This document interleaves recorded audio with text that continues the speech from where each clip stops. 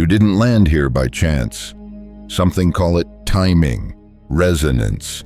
Gravity folded the digital ether around your attention and placed you inside this moment. You may not know it yet, but this moment is a threshold, a quiet fracture in time where an old pattern dissolves and something vast begins to breathe through you. You've been taught that power means control, that if you can just think harder, plan faster, work longer, you'll finally wrestle life into alignment. But the deeper truth, control is the costume of fear. It's the ego's last performance before the curtain of awakening falls. The real secret, the quantum secret, isn't about dominance over life. It's about synchronization with life. It's the surrender that makes you unstoppable. Look closer. Every moment you suffer, every flicker of stress or scarcity, doesn't come from the event itself. It comes from the story your mind tells about it. The mind, that brilliant storm of electricity, keeps translating neutrality into conflict.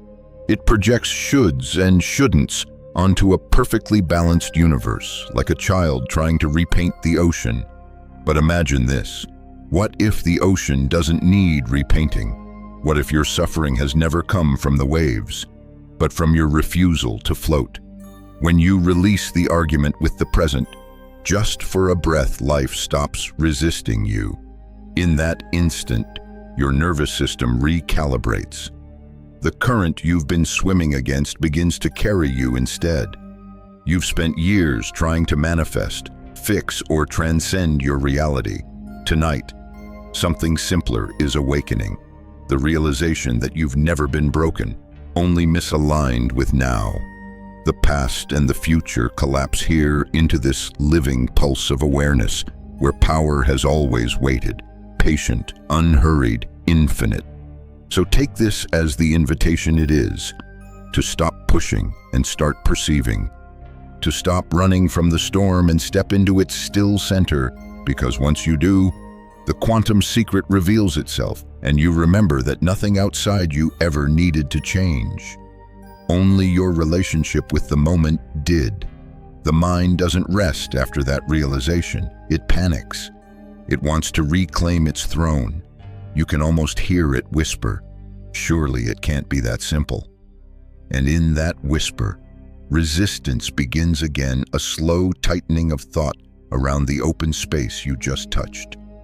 You've felt it before, that subtle recoil after peace.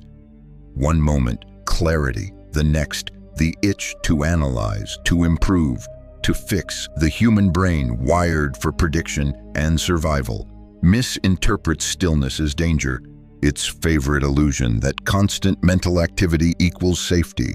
So it manufactures scenarios, memories, and imaginary threats to keep itself busy, spinning stories like a spider spinning silk, forgetting it's trapped inside its own web.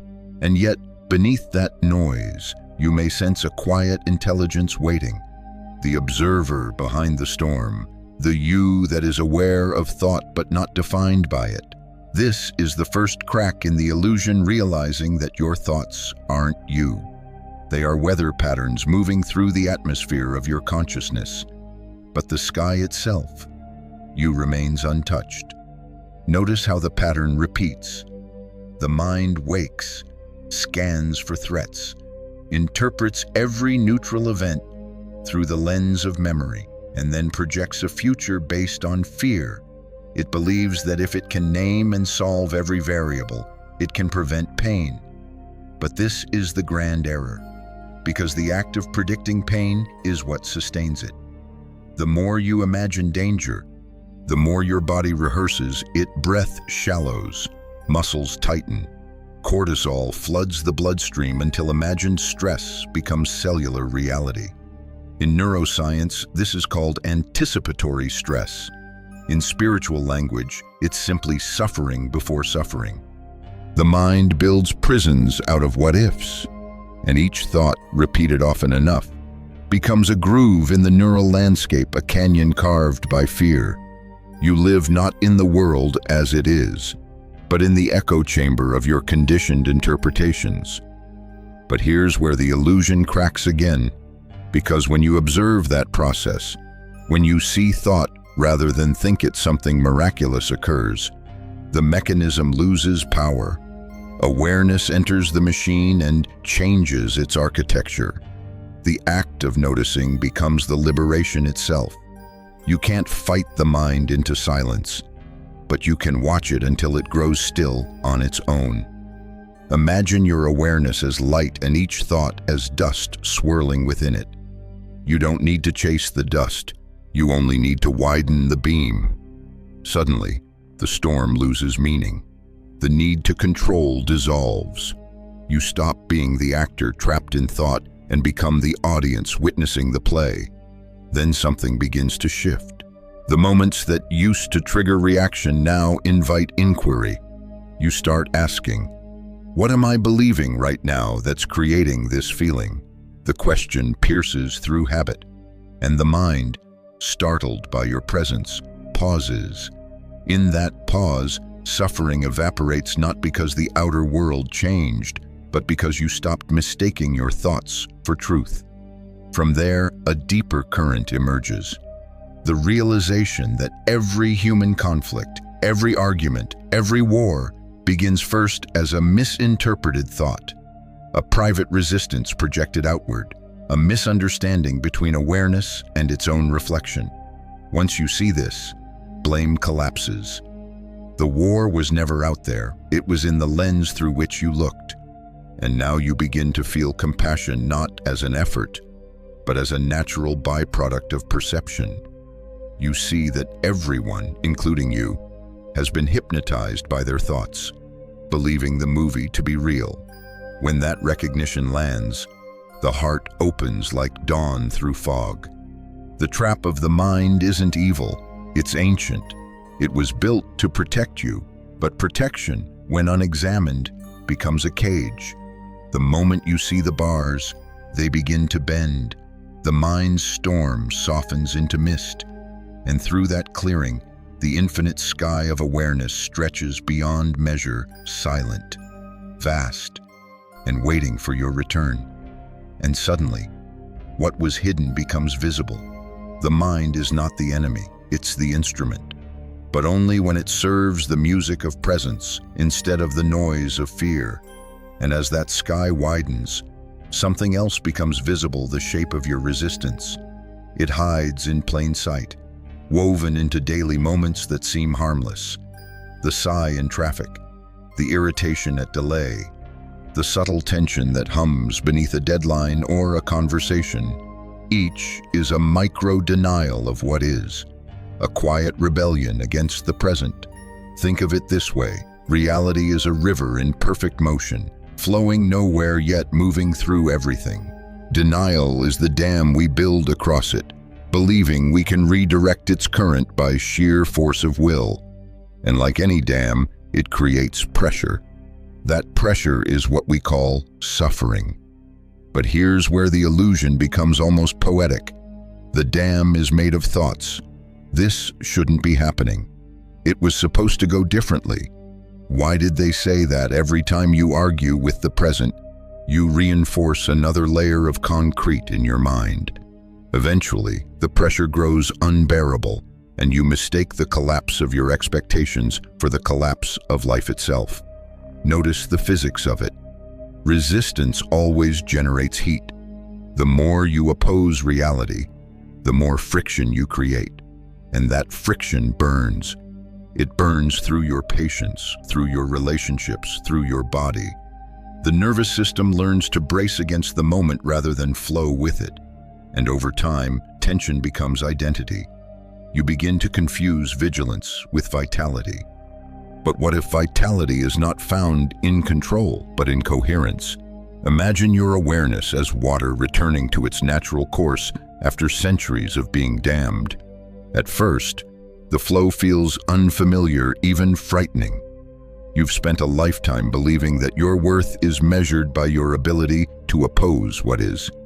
Yet beneath that effort lies exhaustion, a fatigue older than memory itself. Then something inside you begins to soften. You realize that denial is not strength, it's separation. To say this should not be is to exile yourself from the only moment that exists. Every protest against now is a vote for suffering. Every acceptance of now is a vote for peace. Now imagine standing before a mirror that shows not your reflection, but your resistance. You see the dozens of subtle ways you reject reality each day, the email unanswered, the silence misinterpreted, the body you wish looked different. Each reflection whispers the same phrase, "I will be at peace when..." But peace never waits at the end of a condition. It only lives here, unguarded, in the acceptance of what already is. Then something begins to move in you, a quiet grief for all the years spent at war with reality. You realize that life never denied you joy. You denied life entry. The present was always knocking, but your judgments kept the door locked. And now, standing in this recognition, you feel the first breath of surrender rising like dawn. Consider this: the universe doesn't take sides. It mirrors. When you resist, it resists back. When you soften, it softens too. What you meet in the world is your own frequency reflected. To deny what is to deny your own reflection. From there, a deeper current emerges. Acceptance doesn't mean approval, it means alignment. You can still wish for change, but from wholeness, not from war. It's the difference between steering with the current and thrashing against it. And suddenly, the present moment feels less like a battlefield and more like a breathing organism, responsive, intelligent, alive. You see that it was never your circumstances that hurt you. It was your refusal to allow them to exist. Which brings us to the edge of realization. Every time you release denial, you rejoin reality. You return to the river. You become flow itself. And in that reunion, suffering evaporates. Not because the world has changed, but because you finally stopped pretending it shouldn't be what it is. From that river of realization, you begin to glimpse the next illusion, the belief that the pain you feel is caused by something or someone outside of you. It seems obvious: the argument with your partner, the rejection letter, the unpaid bill. Surely that is why you're suffering. Yet if you look closer, you'll see that these are only symbols, mirrors reflecting the meanings you've assigned them. It's easy to forget that reality is neutral until thought touches it. A word is just vibration until it meets a story. A delay is just time unfolding until the mind names it unfair. Like light passing through a prism, experience splits into emotion the moment it filters through perception. And what you call the world is really your interpretation of light, colored, refracted, shaped by your conditioning. Notice how quickly the mind constructs its theater. Someone fails to text you back. Within seconds, entire narratives emerge. They must be angry. I must have done something wrong. Maybe I'm not valued. In truth, a phone battery may have died. But your nervous system doesn't wait for data. It reacts to meaning. It lives inside the story, not the signal. Then something begins to shift. You start to see that every emotional response is not to the event itself, but to the thought about the event. Your anger isn't at traffic. It's at your belief that traffic shouldn't exist. Your stress isn't about money. It's about the story that money defines your safety. Your heartbreak isn't from what was said, but from what your mind decided those words meant. And yet, beneath that noise, another truth hums quietly, that all these interpretations arise from a single impulse, the desire to control uncertainty. The human mind, born from centuries of survival, clings to pattern as a shield against chaos. But the price of that shield is peace. When you insist that life must conform to your preferences, you turn your own awareness into an instrument of war. Imagine the world as a mirror made of water. Every ripple you throw returns to you, magnified. When you blame the reflection, you create turbulence. When you realize the reflection is yours, the surface stills. Blame is just denial with a different mask. It says, I will not face my power, so I'll project it outward and call it injustice. But the moment you withdraw that projection, the universe returns your power in full. From there, a deeper current emerges. The monk in your memory whispers again, all suffering is a result of your own thinking, not because you deserve it, but because you're the only one capable of ending it. The world cannot heal your perception, only awareness can. This is the true meaning of responsibility, not guilt, but creative ownership. You reclaim the authorship of your reality, and suddenly, what was hidden becomes visible. Nothing and no one has ever made you feel anything. They've only revealed the places where you were ready to see yourself. The partner's silence, the delay, the loss, each one a messenger. Each one an invitation to examine the belief it touches. The illusion of external cause dissolves when you realize that perception precedes everything. Events unfold, yes, but meaning arises after, sculpted by thought. Once you see that sequence clearly, you are no longer hostage to reaction. You can pause between impulse and interpretation and choose a different story. This is liberation in slow motion, not escape, but awareness. Not power over the world, but clarity within it. The world you see is not against you, it is you. And when that understanding lands, blame loses its voice, and peace begins to speak instead. Which brings us full circle to the next revelation: if reality only mirrors the consciousness observing it, then the most powerful shift isn't in circumstance, but in where you place your attention. Because the present moment, the one you've been avoiding, is not a punishment. It's the portal itself. The mirror dissolves, and what remains is time itself, or more accurately, your relationship to it. The present moment, so ordinary it's almost invisible, turns out to be the most advanced technology the universe has ever built. Everything begins and ends here, though the mind keeps pretending otherwise. You've been trained to treat the present like a waiting room, a narrow corridor between the past and the future, always preparing, always repairing. But if you pause long enough, you'll notice the corridor has no doors. It doesn't lead anywhere. It is the destination. Everything you've ever touched, thought, loved, feared, all of it unfolded in this singular field called now. Then something begins to shift. You realize the past isn't a place. It's memory replaying in the current moment. And the future isn't ahead of you. It's imagination blooming inside the same eternal instant. Time, as you perceive it, is simply the mind stitching snapshots together to maintain continuity. Consciousness doesn't travel through time, it projects it. This isn't philosophy, it's physics dressed in poetry. Even quantum theory hints at it. The observer doesn't watch reality. The observer collapses it into being. Every choice you make in awareness reshapes the trajectory of the universe. Not because you force it, but because attention is the brush that paints reality onto the canvas of possibility. And yet, beneath that wonder, a tragedy unfolds daily: humanity's collective exile from the present. We're everywhere except here. Our bodies type, drive, eat, while our minds rehearse conversations that haven't happened, or revisit ones that ended years ago. We mistake motion for progress and wonder why peace feels so far away. Notice the cost of this exile. Anxiety lives in imagined futures. Regret lives in edited pasts.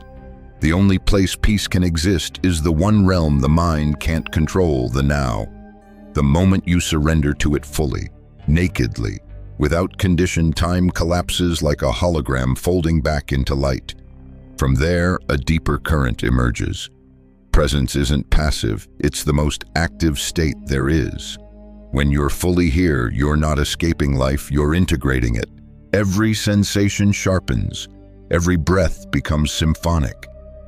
You start to notice the intelligence woven through even the smallest details, the rhythm of your heartbeat aligning with the hum of the room, the quiet choreography of coincidence revealing order where you once saw chaos. Then something extraordinary happens. You stop chasing manifestation and realize you are manifestation. Life isn't happening to you, it's happening through you.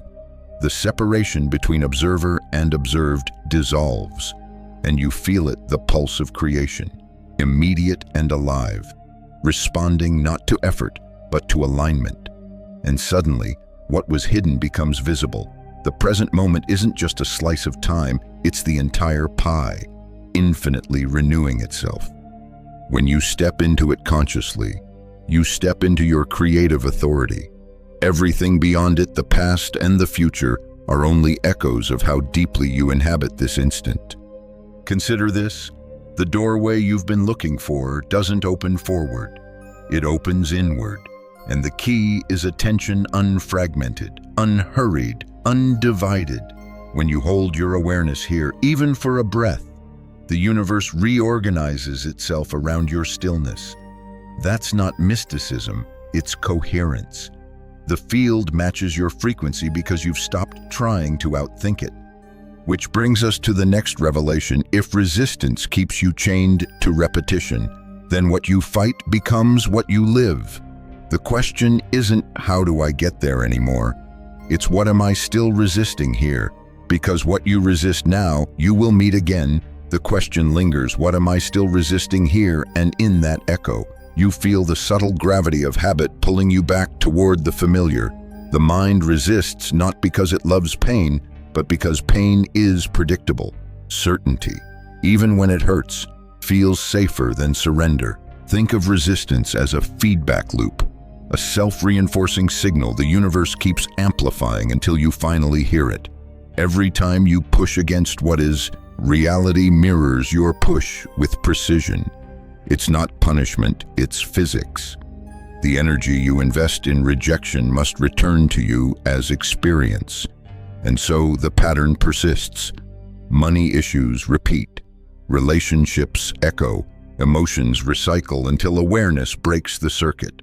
Imagine the moment you say, "This shouldn't be happening." That single phrase vibrates through your consciousness like a note in a chamber. The field responds, not to your words, but to your frequency of opposition. You transmit tension, and tension harmonizes back. What you resist, you rehearse. What you rehearse, you relive. Notice the mechanics. You focus on the problem, and focus is attention, and attention is creation. The more you observe through resistance, the more you sculpt reality to confirm your stance. The loop tightens, and time itself begins to feel repetitive, a déjà vu of emotions wearing new masks. Then something begins to shift. You realize that resistance doesn't stop change, it only slows it into suffering. The moment you soften, even slightly, life resumes its natural flow. Acceptance isn't compliance, it's conductivity. It allows energy to move again, unblocked, unhindered. And yet, beneath that understanding lies an even deeper pattern, the hidden addiction to control. Humanity is hooked on resistance because it gives the illusion of importance. When you fight reality, you feel like the protagonist in a story, the hero battling fate. But liberation comes when you see that reality never needed an opponent, only a witness. Consider the nervous system's role in this ancient dance. Every thought of resistance triggers a cascade: adrenaline, cortisol, tension. Your biology prepares for battle, even when the battle is imaginary. The body becomes the stage where denial plays out its drama. Over time, this tension becomes personality: the tight jaw, the hurried breath, the restless scrolling. But the moment you exhale into what is, physiology rewrites itself. The feedback loop begins to dissolve. From there, a deeper current emerges. You begin to notice that the same universal principle governs both physics and consciousness. What you focus on expands. Resistance is focus inverted, an unwilling meditation on what you fear. To resist is to pray for repetition. But here's the paradox: you don't escape resistance by resisting resistance. You escape by seeing it, by recognizing its presence without judgment. Each time you witness your push against reality, you transform from participant to observer, from frequency to field. Awareness alone begins to unwind the knot. And suddenly, what was hidden becomes visible. Resistance is just energy wanting to move. When you stop labeling it as wrong, it transmutes. Like a coiled spring released, it becomes momentum. What once felt like opposition becomes propulsion. Now imagine applying this to everything: to pain, to fear, to uncertainty. Each moment of resistance becomes an opportunity for release. Every shouldn't becomes an invitation to breathe, and the more you allow what is, the more persistence loses its grip. The pattern collapses not through force, but through the soft power of presence. Which brings us to the next revelation. If resistance feeds repetition, then acceptance feeds evolution. The next question becomes: how does acceptance transform what is without effort or command? Because if denial traps energy, perhaps surrender sets it free. The air shifts when you ask that question. If denial traps energy, can surrender set it free? You feel the invitation beneath the words, ancient and immediate. Acceptance, the most misunderstood form of power. For centuries, people have mistaken it for passivity, for giving up. But true acceptance is not retreat, it's alchemy. It turns lead into light. Picture the mind as a crucible. Every time you face a moment you don't prefer, you drop raw matter, discomfort, fear, uncertainty into that vessel. The fire beneath it is your awareness. When you meet the moment without judgment, the heat transforms what once seemed solid into fluid. The pain melts into presence, and what was resistance becomes radiant flow. This is not metaphor alone, it's measurable. Neuroscientists studying acceptance find that when you stop labeling experience as good or bad, the stress circuits in the brain deactivate, the amygdala quiets, the prefrontal cortex, the seat of clarity, lights up. The body, once braced for war, relaxes into coherence. The chemistry of surrender is transformation itself. Then something begins to shift. You realize that acceptance doesn't mean I want this to stay. It means I allow this to be. There's a vast difference. Allowing opens the circuit of reality. Denial closes it. When you say yes to what is, even through trembling lips, you align with the intelligence already moving through the moment. Imagine standing in the rain. You can curse the weather, or you can open your palms and feel its rhythm. The rain doesn't stop because you resist it. It becomes holy because you receive it. Acceptance changes nothing externally, yet it changes your relationship with everything, and that shift in relationship changes all. From there, a deeper current emerges. You begin to see that reality is responsive, almost tender. The moment you stop arguing, it exhales. What was stuck begins to move. What was chaotic begins to reorganize. You sense a kind of invisible choreography, not controlled, but cooperative. Life doesn't need your commands. It needs your participation. And suddenly, what was hidden becomes visible. The present moment is self-healing. It's not static, it's regenerative. The instant you stop interfering, the pattern that created the problem begins to unwind on its own. Acceptance is the catalyst that activates that intelligence. Think of ice melting into water. The structure doesn't vanish, it transforms. Acceptance does the same to experience. The frozen belief this shouldn't be softens into fluid awareness, and that awareness starts to flow again, carrying within it new possibilities. Solutions appear, not as external miracles, but as natural consequences of internal openness. Then something quiet yet revolutionary occurs. You start to trust life again, not blindly, but deeply. You realize that reality isn't against you, it's communicating with you. Every challenge, every delay, every loss, each one was a message, a nudge toward alignment. When you stop rejecting the messenger, the message finally lands. Acceptance, then, is not a passive bowing of the head, it's an active recognition of unity. It's the remembrance that you are not separate from what is happening. You are the field in which it unfolds. And when you remember that, transmutation becomes effortless.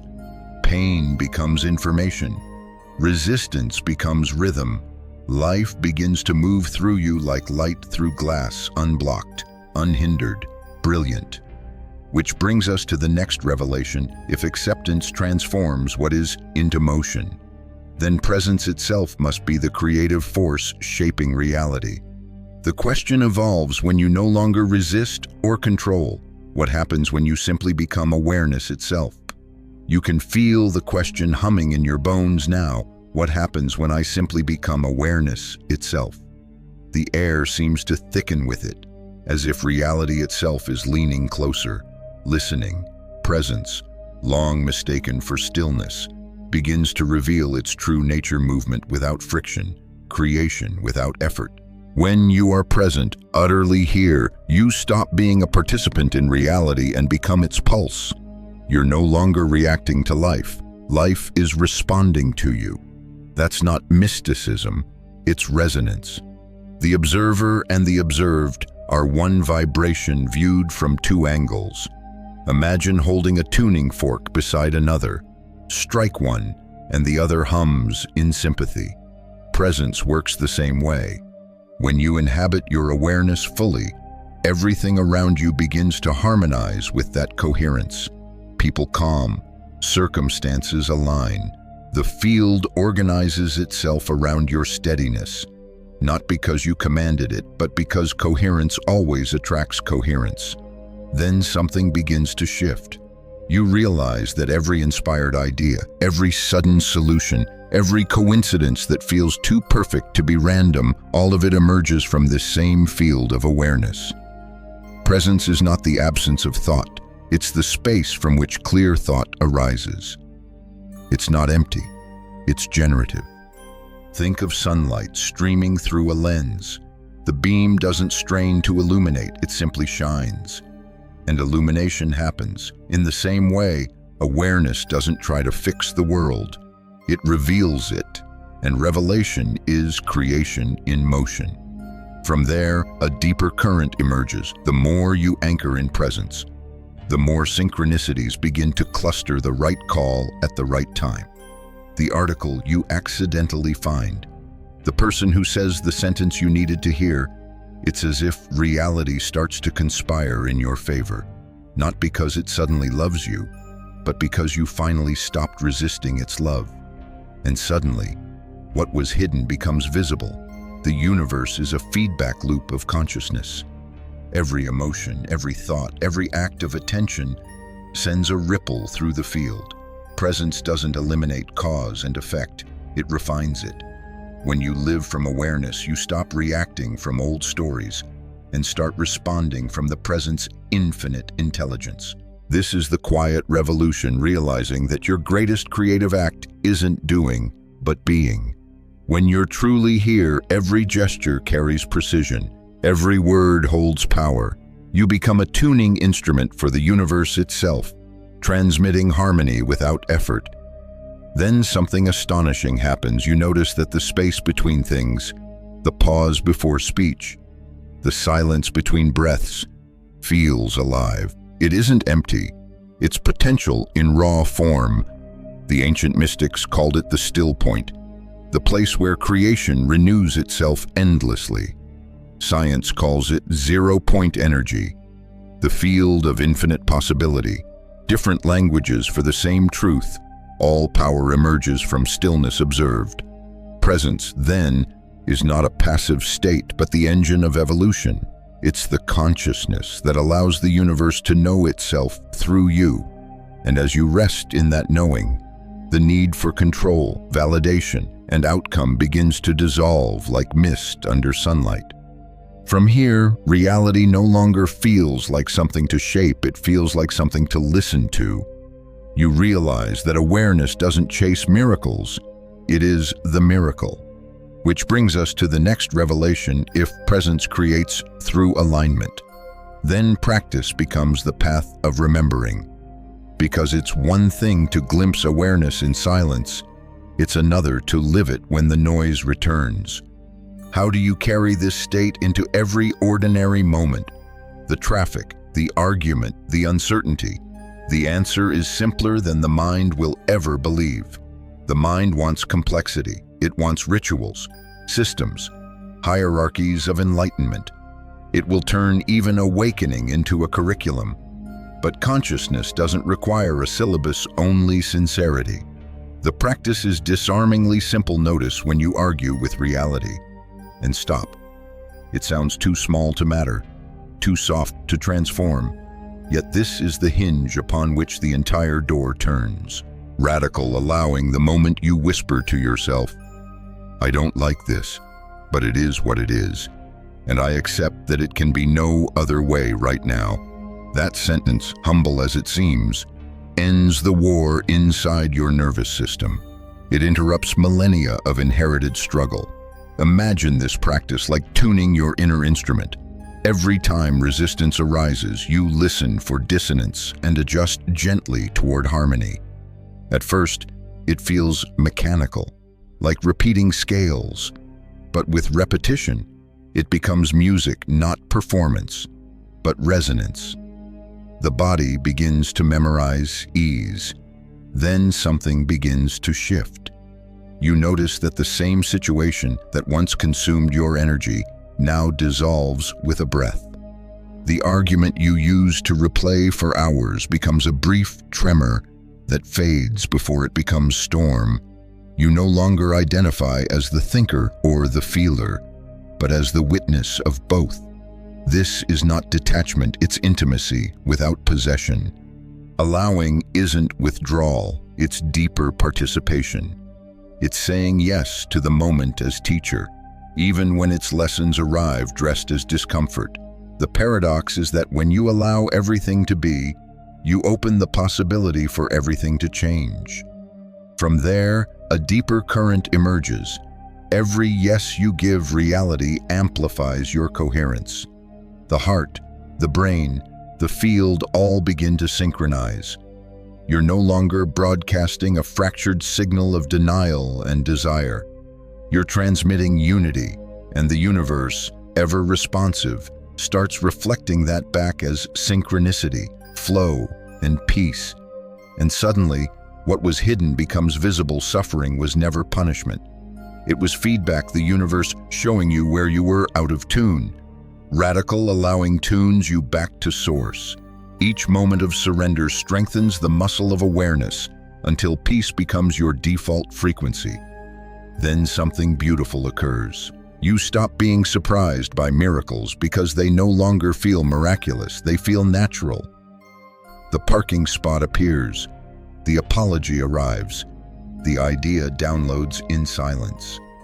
Life starts organizing itself around your openness. The way a flock aligns midair without a leader. Presence leads invisibly. Science may call this neural adaptation. Mystics call it grace. The name doesn't matter. What matters is the lived experience: less resistance, more rhythm, less striving, more synchronicity. You begin to realize that life was never testing you, it was training you to remember that allowing is the highest form of action.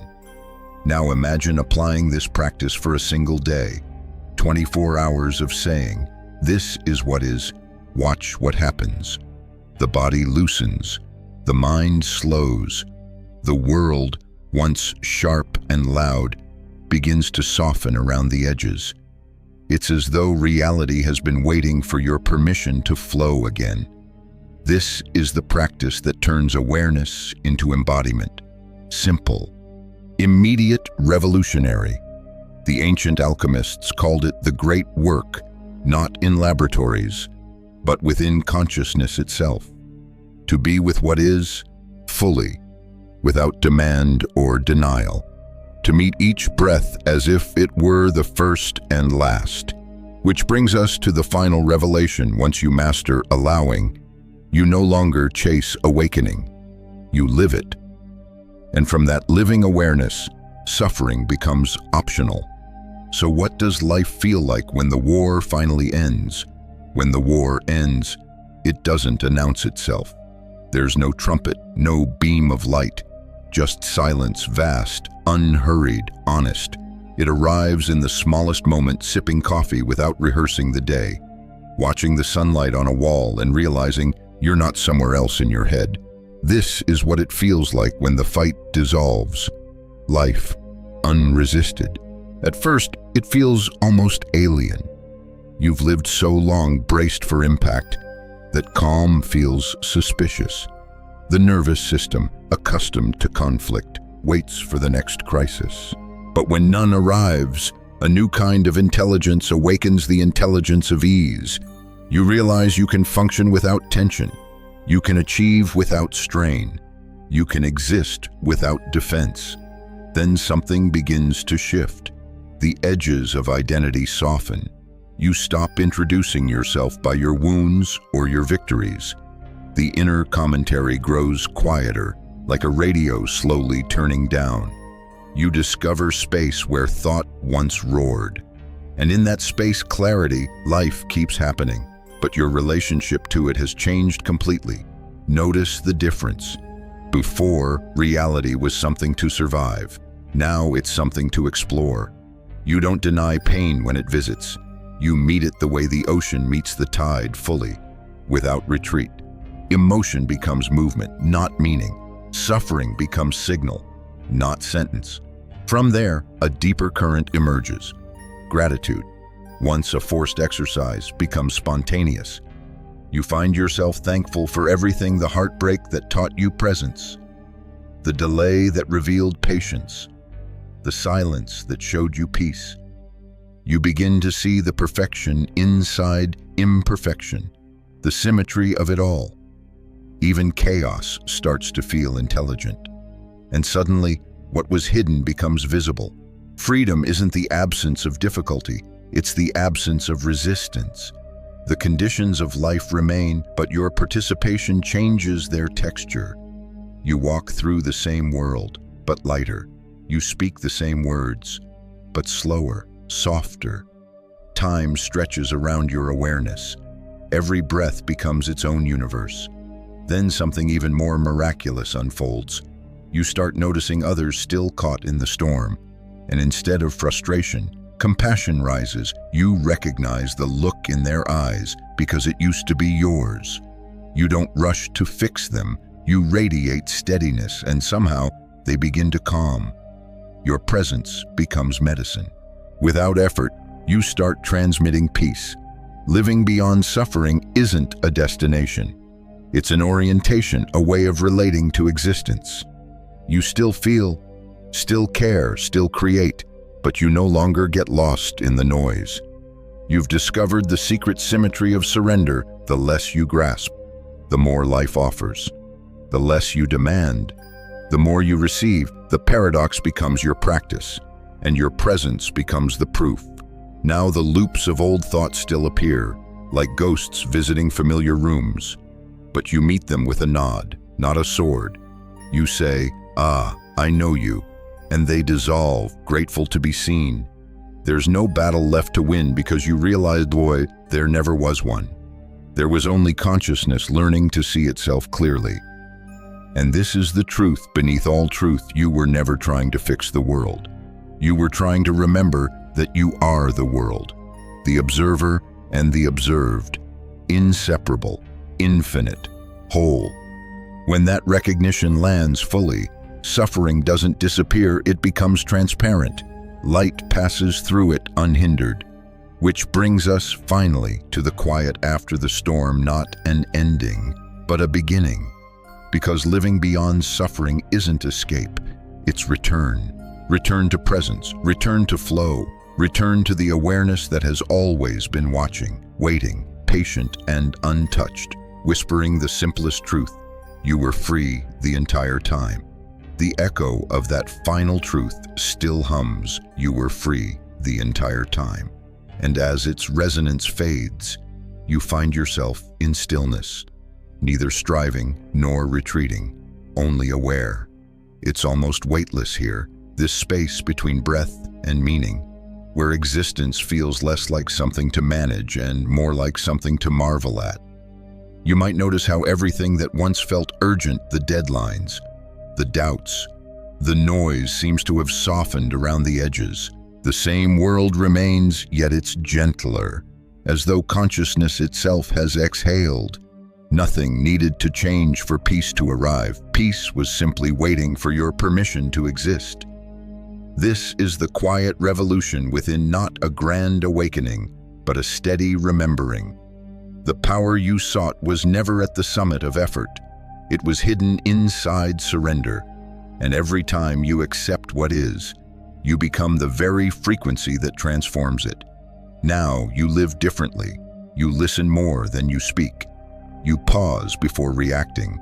You sense the pulse beneath chaos and recognize it as rhythm.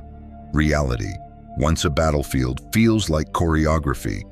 You move with it, not against it, and the dance begins to feel eternal. So as this moment draws to a close, take one slow breath, not to fix or force anything, but to feel what's already here. This breath, this awareness, this life, all of it is yours, and none of it needs to be controlled.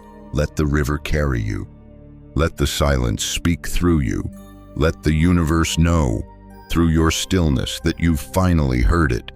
You've crossed the threshold most spend lifetimes circling, from resistance to resonance, from effort to embodiment, from seeking to seeing. And as you rest here, in the unbroken now, remember the secret was never about becoming unstoppable by force. It was about realizing you already are, because nothing real can be stopped.